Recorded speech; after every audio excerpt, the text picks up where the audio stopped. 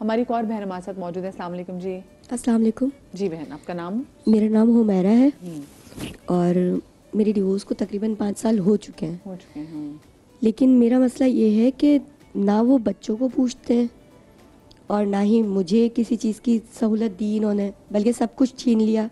अब इतने ज़्यादा उन्होंने इल्ज़ामात लगा दिए हैं मुझ पर कि मैं सोच भी नहीं सकती हूँ कि सगी बहनें भी नफ़रत करना स्टार्ट हो गई हैं कि वो कहते हैं कि तुम्हारी। जी अच्छा, आपके रिश्तेदार थे जी।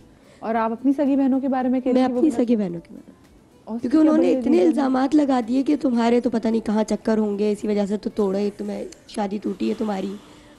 और मेरा जो बच्चा था वो 3 माह का था जब डिवोर्स हुई थी, अब वो 5 साल का हो चुका है। और वो जब स्कूल से आता है तो कहता है मम्मा सबके बाबा होते हैं, मेरे बाबा कहाँ हैं। अब मैं उसे हमेशा टाल टाल कर मैं उसे नहीं बता सकती, बहुत छोटा है, टाल टाल कर मैं अब थक गई हूँ। और ना ही उसे किसी चीज़ की रिस्पॉन्सिबिलिटी लेनी, बल्कि उसने अब शादी भी कर ली। उसने उसके खुद के 2 बच्चे हैं। और आपके कितने बच्चे हैं? आपसे कितने? 3 हैं। आपके 3 हैं। 2 बेटियां और 1 बेटा। और 5 साल से आपके बच्चों को बाप ने नहीं देखा? बिल्कुल भी नहीं।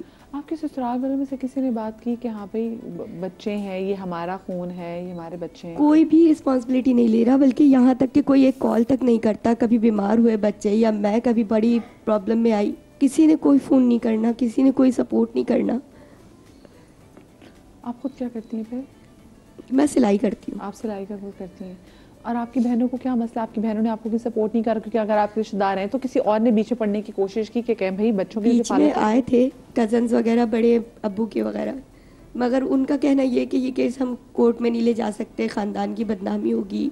और आज तक हमारे वाले कभी कोर्ट की सीढ़ियाँ नहीं चढ़े, थाने नहीं गए, तुम्हारे चक्करों में ये होगा।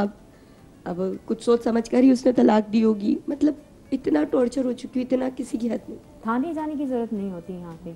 देखिए, आपने डायरेक्ट जो है ना कोर्ट में केस फाइल करना होता है, और वो फैमिली कोर्ट होती है। वहाँ आप जैसी ख़वातीन ही जाती हैं, हम जैसी ख़वातीन ही जाती हैं, और वो ख़ानदानों से ही जाती हैं। कोई इतना बड़ा मसला नहीं है ये। लेकिन आप खानदान अपना ईगो वॉर बना लेते हैं इसकी। जैसे वो कहते हैं कि कोर्ट की कोई सीढ़ियाँ भी नहीं चढ़ा, अब वो ये पता ही नहीं है। कोर्ट जाना कोई बुरी बात नहीं है, आप अपने हक के लिए जा रही हैं। सिर्फ आपके हक की बात नहीं है, आपके बच्चों के हक की बात है। तो आप ज़रूर जाएं, आप मेंटेनेंस का केस फाइल करें। और वैसे भी वालिद की ज़िम्मेदारी है बच्चों की कफ़ालत करना, उनकी एजुकेशन, उनकी हेल्थ, उनकी सारे अखराजात उन्होंने, इवन उनका शेल्टर भी उन्होंने ही प्रोवाइड करना है। वो बात करने को तैयार नहीं। कोई बात नहीं, आप केस फाइल करेंगी तो सब सेट हो जाएगा। और देखिए, मेंटेनेंस का केस खाली नहीं जाता, खास करके बच्चों के मामले में बिल्कुल भी खाली नहीं जाता। आपको ज़रूर मेंटेनेंस मिलेगी। तो क्योंकि इसमें बाद में पुलिस भी इन्वॉल्व हो जाती है? नहीं, बिल्कुल पुलिस इन्वॉल्व नहीं होगी इसमें। देखें, जैसे ही आप केस फाइल करेंगी आपका इंटरिम मेंटेनेंस शुरू हो जाएगा। ठीक है, बच्चों का खर्चा मिलना शुरू हो जाएगा, आपको बहुत रिलीफ मिलेगा इससे। आप ज़रूर कोर्ट में जाएं। अगर वकील अफोर्ड नहीं कर सकती तो आप हमें कांटेक्ट कर लें। लेकिन इसमें ये भी तो है ना कि बंदा भी तो चाह रहा हो उसको वो दे पैसे देना चाहिए। अगर वो ना चाह रहा हो तो देखिए, वो उनके चाहने से कुछ नहीं होता। कफालत का जिम्मा हमेशा वालिद के ऊपर ही होता है। इनकी कोई जिम्मेदारी नहीं है बच्चों को पालना, इनकी कोई जिम्मेदारी नहीं, सिर्फ केयर कर सकती हैं। उनकी कफालत की पूरी जिम्मेदारी, फूड, शेल्टर, एजुकेशन, हेल्थ, सारी जिम्मेदारी इनके वालिद की है। इसका मतलब हमारा तो लॉ का जो सिस्टम है वो भी इतना स्ट्रांग होना चाहिए। बिल्कुल स्ट्रांग है, बिल्कुल स्ट्रांग है, मतलब बिल्कुल स्ट्रांग है। और खवातीन का जो मतलब लॉ में जो क्या कहते हैं राइट्स है ना, बहुत ज्यादा हैं। बल्कि खवातीन के राइट्स फैमिली कोर्ट्स में तो अब टाइम भी दे दिया गया ना, क्योंकि बहुत सारे जब केसेस पेंडिंग में चल जाते थे, लंबे होते थे, तो अब आई बिलीव एक टाइम पीरियड भी दे दिया गया कि 6 मंथ्स के अंदर, बिल्कुल 6 मंथ के अंदर। लेकिन मेंटेनेंस का केस जल्दी डिसाइड होता है, अच्छे से भी जल्दी हो जाता है। पहले महीने में मेंटेनेंस शुरू हो जाएगी। देखिए, फाइनल डिसीजन आने से पहले ही जैसे ही आप मेंटेनेंस का केस फाइल करते हैं तो कोर्ट जो है ना खर्चा शुरू कर देती है। ठीक है, उनके ऊपर बाइंडिंग होती है कि 10 तारीख से पहले कोर्ट में खर्चा पे करना है। अगर मर्द ना आए और उसका वकील आए और बार-बार ये एक्स पार्टी गैर मौजूदगी में डिसाइड हो जाएगा, फिर वारंट इशू होंगे, CNIC ब्लॉक हो सकता है, अकाउंट ब्लॉक हो सकता है, उनकी सैलरी अटैच हो सकती है, सब कुछ हो सकता है। बल्कि इनकी पोजीशन बहुत स्ट्रांग है, हर खवातीन की पोजीशन बहुत स्ट्रांग है। आप जैसे कह रही थी ना, fault base and non fault divorce, मतलब वो जो खुला होता है। जी जी। देखें इसमें भी डिस्ट्रिक्शन है हमारे कानून में। कुछ डिवोर्सेस होती हैं जो कि नॉन फॉल्ट है, मतलब हस्बैंड का कोई फॉल्ट नहीं है, जिसमें हम खुला का केस फाइल कर देते हैं, ठीक है। जो नॉन फॉल्ट बेस्ड डिवोर्स होती हैं स्पेसिफिकली, जिसमें हस्बैंड कसूरवार है, मतलब बीवी खुला की तरफ नहीं जाना चाहती क्योंकि उसका शोहर अपने जिम्मेदारियां पूरी नहीं कर रहा, या बहुत क्रूअल है, डोमेस्टिक वायलेंस का इशू है, मेंटेन नहीं कर रहा, अपने जोजियत के हक अदा नहीं कर रहा, तो इस सूरत हाल में देखें उनके राइट्स इफेक्ट नहीं होते खातून के, उनका हक महर कहीं नहीं जाता। अच्छा, जोजियत के हक के हवाले से तो बात ही नहीं होती है, लोग इस पे बात करते हुए भी घबराते हैं कि जोजियत के हक में क्या कुछ चीजें आ जाती हैं। बिल्कुल ऐसा नहीं है, लेकिन अगर आप देखें तो बहुत सारे केसेस पेंडिंग हैं कोर्ट में। खवातीन आगे बढ़ के हक जोजियत का केस भी फाइल करती हैं, वो खुला का केस भी फाइल करती है, वो dissolution of marriage by way other than खुला, जो कि फॉल्ट बेस्ड डिवोर्स होती है। मतलब हम इस शादी को तोड़ना नहीं चाहते क्योंकि हमारे हस्बैंड अपने जो है ना हुकूक पूरे नहीं कर रहे, इसकी वजह से जो है ना हम ये डिवोर्स लेना चाह रहे हैं, खुला लेना चाह रहे हैं। सही, ठीक है। वो जो किसमें एड अगर लेना चाहें तो जैसे लीगल एड है वो इनको भी वैसे वो मिल जाएगी। बिल्कुल मिल जाएगी, अगर वो कहें क्योंकि लोग ये डरते हैं कि नंबर भी दे सकती हूँ मैं अभी। पता है जैसे देखिए वकील साहबा, बहुत से लोग डॉक्टर के पास इसलिए नहीं जाते, वो कहते हैं हमारे पास पैसे नहीं है कि हम जाके डॉक्टर के चेकअप के पैसे दे, तो हम क्यों जाए, हम बीमार घर में रहेंगे। फ्री एडवाइस के लिए भी आप हमें कॉल कर सकते हैं। तो जो आप नंबर बता दीजिए 0800-70-806, ये टोल फ्री नंबर है, और पूरे पाकिस्तान से कोई भी पाकिस्तानी कॉल करके फ्री लीगल एडवाइस ले सकता है। ये सिंध गवर्नमेंट की तरफ से 0800-70-806। हाँ 0800-70-806, ठीक है, that's the number which is a toll free number. आप लोग इस पे कॉल कर सकते हैं। हुकूमत सिंध की जानिब से देखिए, जैसे हुकूमत सिंध की जानिब से आई एम श्योर के बाकी भी जो प्रोविंसेस हैं, बाकी भी जो सूबे हैं, उनकी तरफ से भी ऐसा सिस्टम ज़रूर बनाया गया होगा कि ऐसी जो बहुत सारी ख़वातीन हैं वो उस वहाँ कॉल करके और अपनी जो परेशानी है वो बयान कर सकती हैं।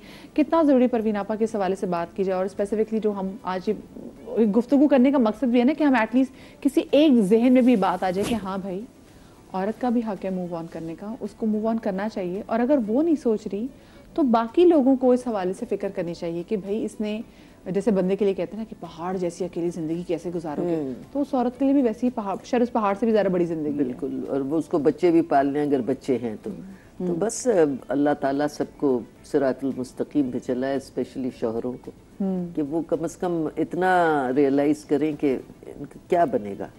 मगर ये दिमागों पे और दिलों में पत्थर पड़े हुए नहीं सोचते, तो अल्लाह ताला सबके लिए बेहतरी करे। और ऐसी ख़वातीन जो बहुत परेशान है, अल्लाह इनकी परेशानियों को दूर करे। आप और हमारा भी तो किरदार आ जाता है ना, हमारा क्या किरदार? हमें नहीं, ख़वातीन को सपोर्ट करनी चाहिए लाजमी। अब जैसे इन्होंने बड़ी अच्छी बात की, अपना नंबर भी दिया, तो ये भी खातून है ना, ये अगर इनकी थोड़ी सी सपोर्ट कर देंगी तो अजर अजीम है आपके लिए, क्योंकि ये बड़े दुखी दिल हैं। दुखी दिलों का दुख दूर करना जो होता है ना, उससे बड़ी कोई सवाब का काम ही नहीं है। इस सवाब मतलब सारी जिंदगी के लिए। तो आप इनकी हेल्प करें, और ख़वातीन को हेल्प करना चाहिए। ख़वातीन नेगेटिव हो जाती हैं, बहुत नेगेटिव। मैं यहाँ एक चीज़ कहना चाहूँगी, हम ख़वातीन होकर ख़वातीन को सिर्फ सपोर्ट नहीं करना, हम ख़वातीन ने एक और काम करना है, अपने बच्चों की परवरिश करनी है on the basis of equality.